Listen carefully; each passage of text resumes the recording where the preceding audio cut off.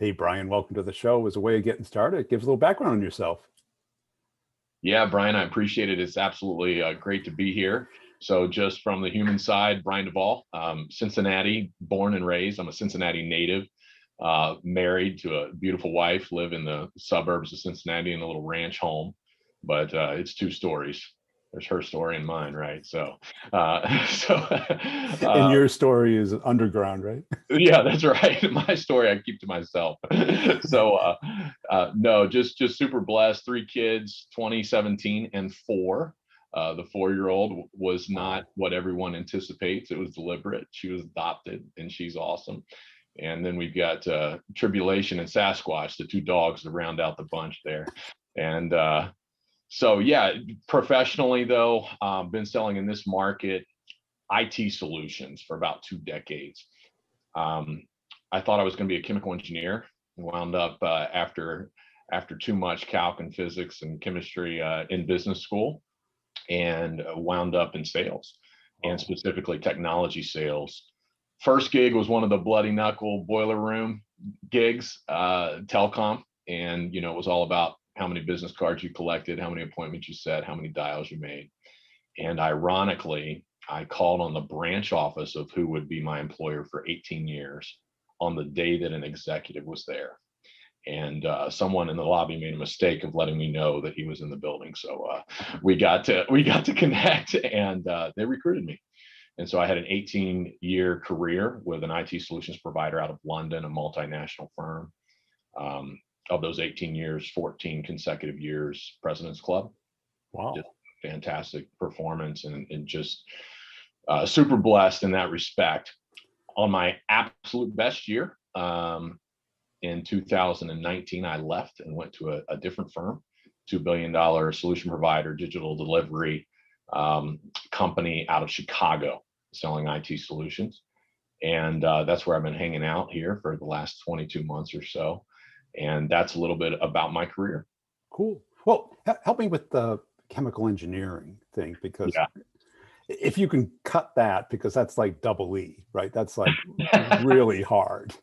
Well, I don't know that I did, right? So I was my sophomore year when I said this is enough, and I switched. So, and it was a couple of things. It was, I wasn't really like a lot of the folks to my left and right, and I really, you put so much pressure on kids to make a decision about a career. I think I read an article in the Cincinnati Enquirer that said it was the top paying 4-year degree. So I was like, okay, I'll do that. So I think that's how that happened, but wound up in sales. So. Yeah, well, mine wasn't much. I looked at the back of the help wanted ads, and there was 15 pages for software engineers, and about half a page for everybody else. Done. But what did you like about, or what did you not like about sales when you first got into it? Oh man, my original outside sales gig, selling telecom, very crowded space. There's not much I liked about it, and it was a proving ground. I wouldn't trade the experience for anything. As a parent, I wish I could gift that experience to my children. Just understanding rejection and perspectives and persistence, just the whole nine. I'd sit in the parking lot of a high rise, for an hour and a half, just sweating, not wanting to go in, and planning how I was going to skip between floors before security caught up with me, and explained that there was no soliciting in the building. Right. Once I got into what I consider a less one and done, like one call close type sale that was more strategic, and where I got to learn about business and align solutions to the business, that changed. And it really became something that I really enjoyed and got a lot of worth out of, and enjoyed just relating with individuals and their goals and companies and all the nuances that make them successful, and coming alongside of them and empowering them with technology solutions that drove outcomes.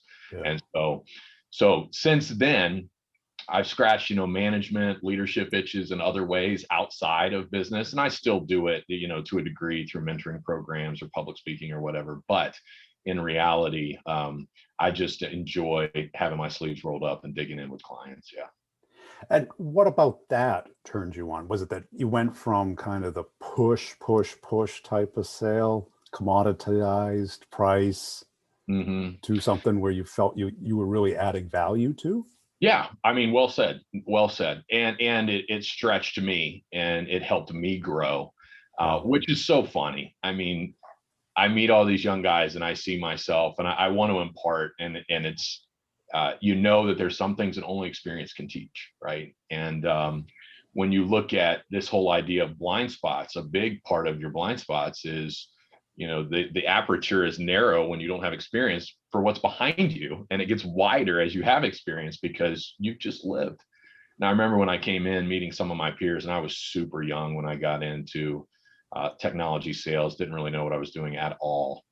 And I looked at most of them, and candidly, I just said, these guys can do it. This is going to be a laydown, right? You know, and so, but I found out pretty quickly that they had a lot of momentum just from their experience and what they've learned through the years. And so, growing has been a huge advantage, or rather benefit, I should say, of just being in sales. You know? Well, that's it. When you're first into it, you don't know what you don't know. Right. And you see other people being successful and you say, how hard can that be? Yeah. Yeah. You're unconsciously incompetent, right? You know, we all know about about the four stages of learning. And you know something, Brian, and I'll just jump right in here. I think it's relevant, but something that means a lot to me. Old book translated from the Greek centuries ago. Writer says, walk circumspectly, not as a fool, but as a wise individual. And that's old school language for shrink your blind spots. That's really what that says, right?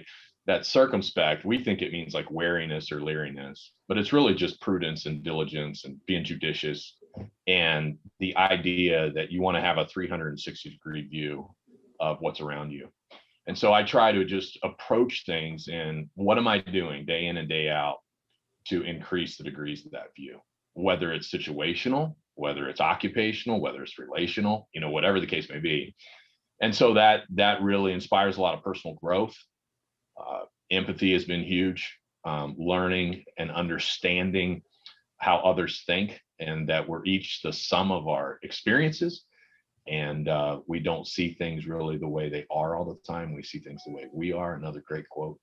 And then of course, ownership. That's, you know, ownership is the antithesis of victimhood, right? And we see this trend today where everyone takes pride in being a victim. And I'm like, well, you could, or you could own it, you know? So it's like, and of course there's extenuating circumstances. I don't want anyone to take that as a blanket statement, but just taking ownership and having a maniacal view about, I can own this outcome and I can make a difference. So. Yeah. And what I like about that is I try and teach people to learn the whole game of sales. Yeah.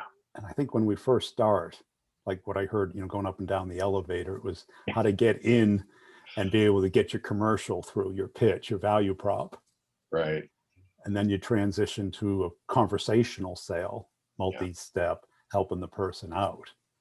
Yeah. And then you kind of made the leap to that awareness of what is the whole game? And can you even conceive of it all? And we're learning every day, right? Well, that's it. Yeah. What do you think you would have done differently if you had to do it all over again?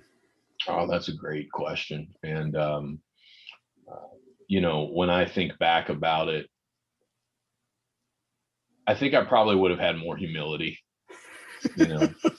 I mean, candidly, you know, grace just somehow gets multiplied to the humble, right? And you know, you hear the saying, leaders are readers, leaders are learners, but it's easier to say than to apply, right? And, you know, criticism, there's always something to be harvested in criticism, always.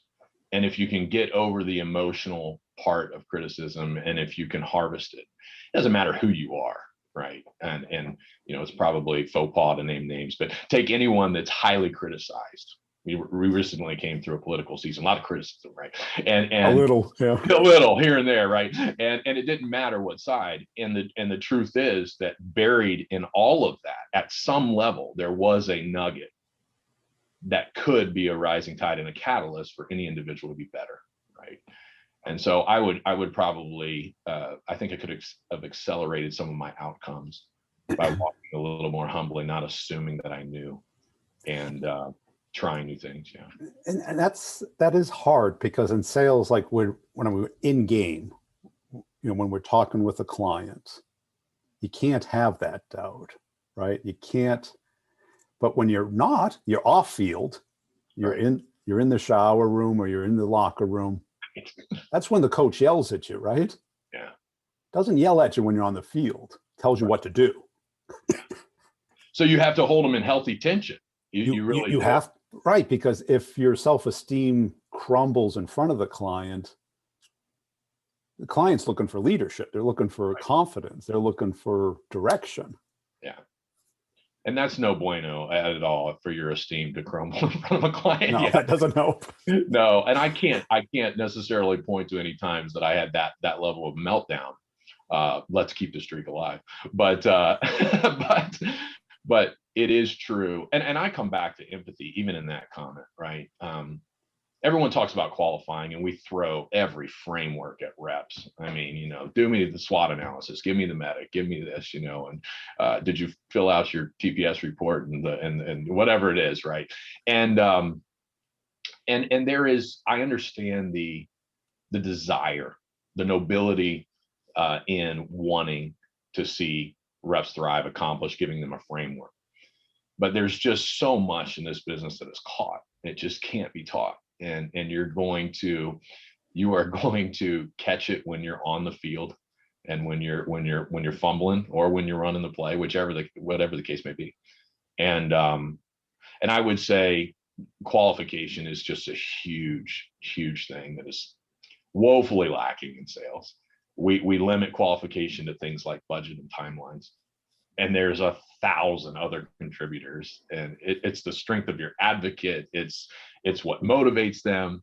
And I find myself, Brian, I'm a human study, and people could think I think it's empathy, but they could conceive it as something different. But if I'm walking into an office, I'm looking at, bookshelves and walls. Is it about degrees and accomplishments, or is it about family? It tells you a lot about the buyer.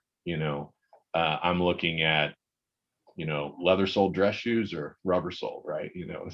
This guy wearing an undershirt, it sounds funny, but it tells you a lot about a person. If that keychain is on the desk, it's a BMW key fob or a Hyundai, it just tells you about where they assign value and how they view themselves. Is it more about getting a job done, or is it more about how I'm perceived internally? Is this an individual that is just sick and tired of missing the soccer and the t-ball games and wants one Saturday off this summer? And how can I map to that and help them obtain that? Or they're aspiring to get promoted, and they need something that's going to be a home run for them. And how do I align to that?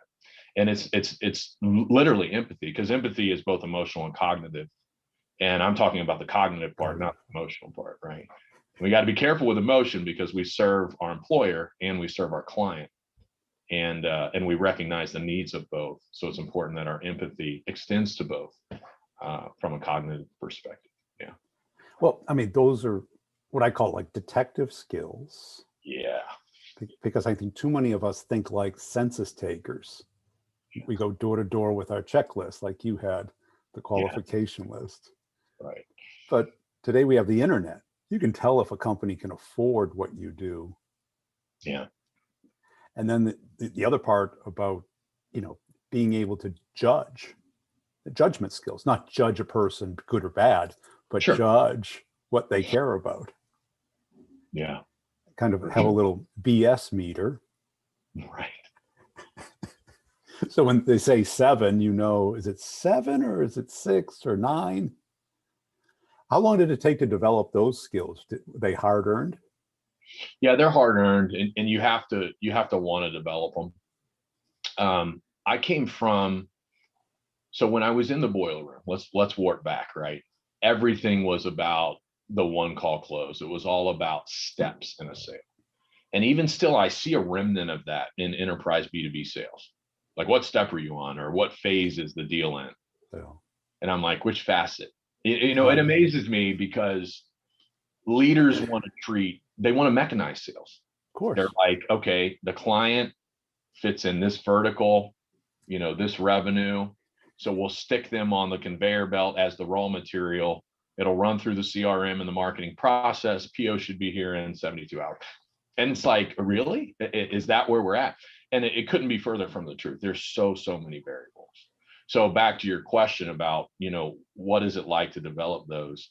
I look at selling now as though there are lanes. I tend to boil it down into 7, and that's just part of my heritage. I mean, it could be 5, it could be 35, right? But they're all advancing at the exact same time. You never stop building rapport. You never stop qualifying. You never stop closing. You never stop filling the need, right? You never stop selling the company. And I'll go back to the rapport, because a lot of those things happen very softly and relationally and without PowerPoint and over lunch and in storytelling. And there's just so many facets. You have to understand when to apply and accelerate and when to let off and coast. And so anyway, you're getting Brian. This is my philosophy anyway. So yeah. Well, it's hard to argue with it, you know, because I fight the sales machine fight every day. You know, every CEO I talk to, he wants it to be a machine. Right. And I go, well, put it on the website and put it at a price that doesn't require any human interaction. Yeah. Well, we don't want to do that. Right. Right. And we've kind of like done that division of labor going mad today. It's like, well, you handle the blonde people, I handle the brown-haired people. And it's like, no. Yeah.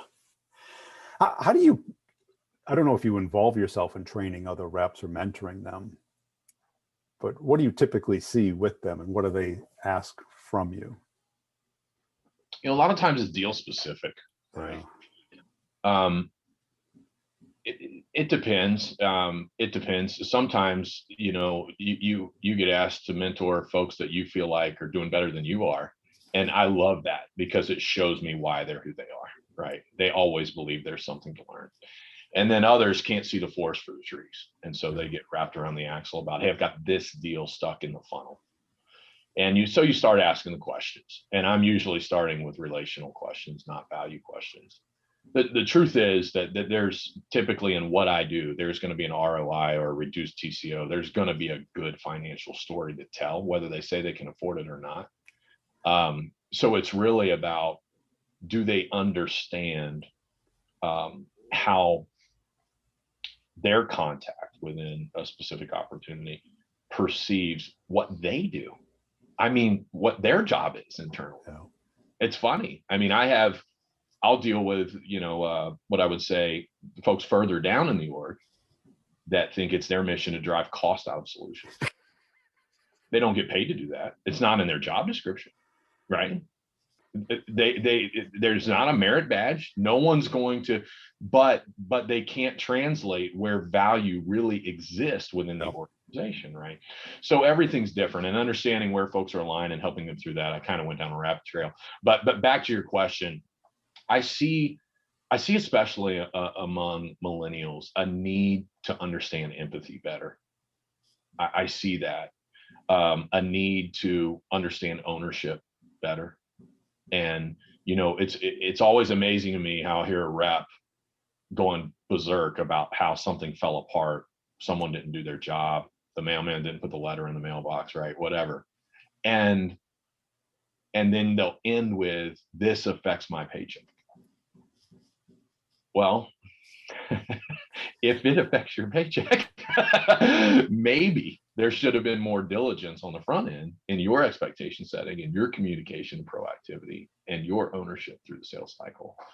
So I think it comes back to helping them understand that things aren't mechanical. And I hate to say it, but helping them come to terms with the training they went through. It may or may not be the secret to their success, and that there's a lot that needs to be learned outside of what they've been, quote unquote, told to do.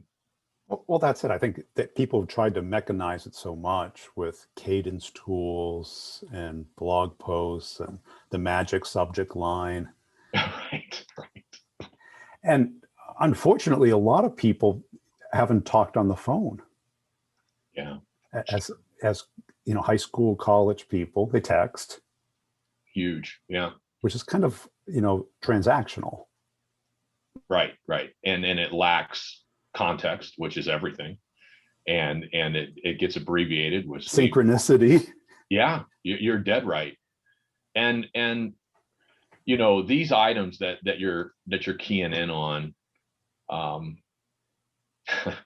yeah, I've got so many thoughts. I'm trying to be guarded here, but oh, now that's a challenge. It is a challenge. I don't know if you've ever heard of Pat Bowden. He's an interesting pedigree. So CCIE, extremely technical, CPA, so great financial mind, CEO of a mid-market company, author, BODIN. So he has this great book called Get in the Boat, where he talks about, Brian, language barriers in business. And he basically, and this might not be PC today, but he goes through and he stereotypes 3 different types of folks that exist within any organization. You have your tacticians, your operators, and your strategists. Strategists, typically C-suite, tacticians, typically doers, and these operators that sit in the middle. He uses an analogy. He says, operators like a French press, right? The tacticians out there, and he's like, these beans came from Colombia and the mountains and the rich soil, and they have X quality, and then the executive's just like, I want coffee, and when I walk in, I want it to smell amazing. He doesn't care where the beans came from. So the French press is like what's taking the tactical and making it what feeds the vision or the strategy. So rough analogy, but he gives this story, and I think it's valuable to all of us to remember. He says a CEO of a Fortune 1000 company gets on an elevator. Gentleman gets on, he's in an especially good mood, right? The CEO, and gentleman gets on, young man, young lady, whatever the case may be, who works in the technology, IT sector of the business, the BU. And he says, good morning, how are you? And so the young technician says, doing great, very credentialed, paying him $250,000, right? And he says, what do you do for us?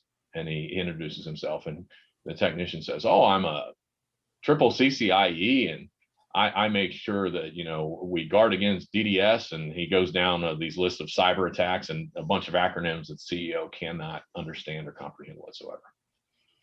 Now, CEO, sorry you asked, can't wait to get to his floor, right? And he said, but if this technical individual understood what they did for the company in the CEO's world, they would have said, well, I work within your information technology group. If I do my job correctly today, the new office in Boston will be up and generating revenue in the morning. Boom.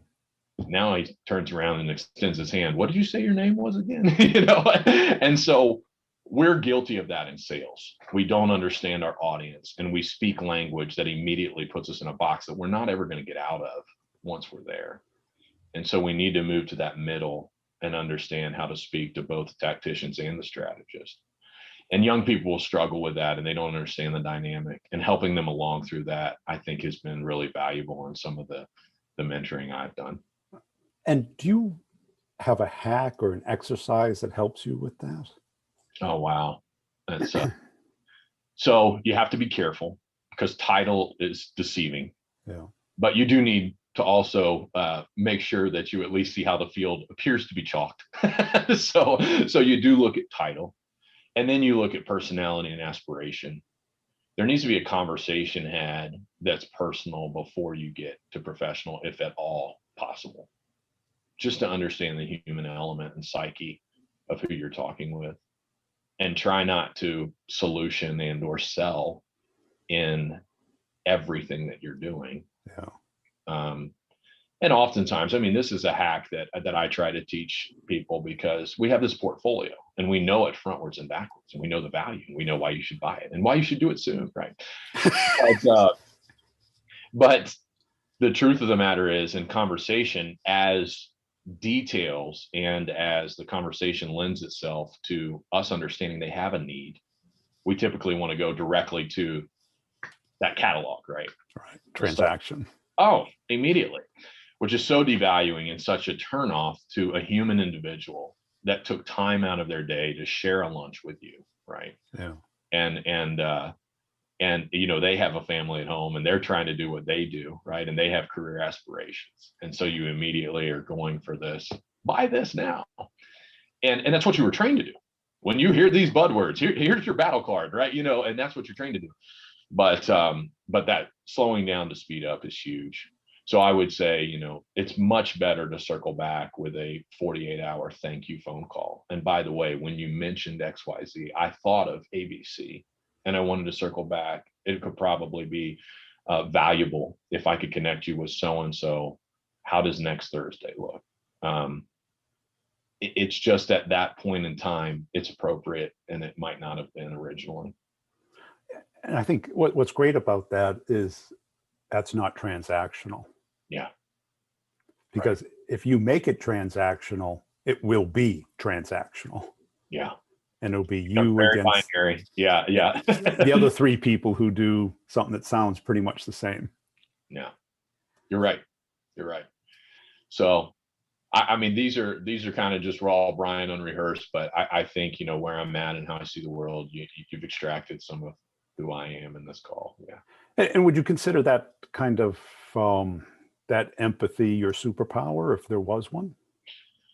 I would. And I'll tell you how I came to that conclusion. It wasn't just because you asked me. So I was in an absolutely awesome training. There's a group based out of Cincinnati called Team Performance Institute. It's led by a ex-Navy SEAL, John Sanchez. This guy's just rock star. Navy SEAL. He's not letting you off the hook for anything, right? And so I'm in this session, and John's like, he's pretty compelling. He says, I want you to think back over your career. You're all here because you are fantastic at what you do.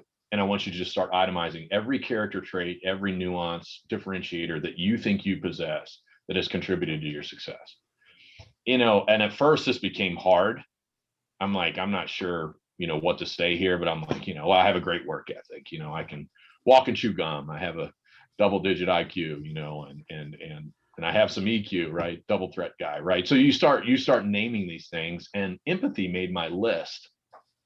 And so we're done. And now you have like a dozen or so things. And he says, now I want you to pare it down to 5, that if you could only have 5 traits, I'm not asking you what has made you most successful, but which of the 5 would you now esteem higher than others, right? And you know where this is going. Then 3, and then he asked you to single out the 1. And I couldn't get away from empathy. And what I realized it wasn't necessarily my strongest at the time, but I think it is now. Oh. I think I've been consciously competent in developing that. Yeah. Cool. Hey, Brian, I really appreciate your time today. Where can people go to connect and follow you? Man, LinkedIn is best for sure. And I really prefer that. So no websites or subscriptions or anything yet. No front door? No home address, right? But yeah, I'd love to connect with on LinkedIn, and love to hear from other professionals. And I appreciate you asking.